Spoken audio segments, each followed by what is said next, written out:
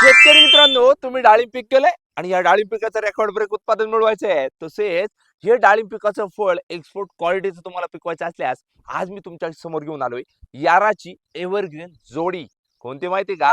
यारा मिला कॉम्प्लेक्स आणि यारा लिवा नायट्रोबोर. आता डाळिंब पिकामध्ये मुख्य काय असतं माहितीये का? फळगळ आणि तेलकट ही समस्या जास्त प्रमाणे असते आणि यावर आपल्याला योग्य ते नियोजन महत्वाचं असतं. आणि यासाठी आपल्याला डाळिंब पिकात वापरायचं आहे यारामिला कॉम्प्लेक्स, कारण यामध्ये एनपीके घटक, सल्फर प्लस मॅग्नेशियम घटक बघायला मिळतो. यामुळे तुमचं झाड तर निरोगी राहतं, पण रेकॉर्ड ब्रेक फुलकळी लागलेली बघायला मिळते.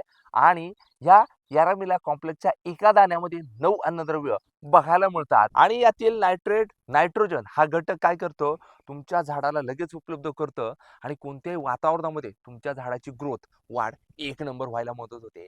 आणि विशेष म्हणजे आपल्याला ही यारामिला कॉम्प्लेक्स आपल्या डाळिंबाच्या झाडाला द्यायचं तरी किती, तर तुमच्या डाळिंबाच्या झाडाच्या वयानुसार प्रति झाड आपल्याला 250 ते 500 ग्रॅम सॉइल ऍप्लिकेशन मधून देणं गरजेचं आहे.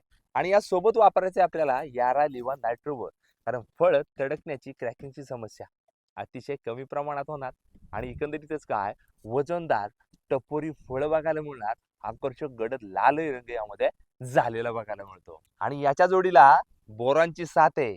यामुळे काय होणार आहे माहिती का?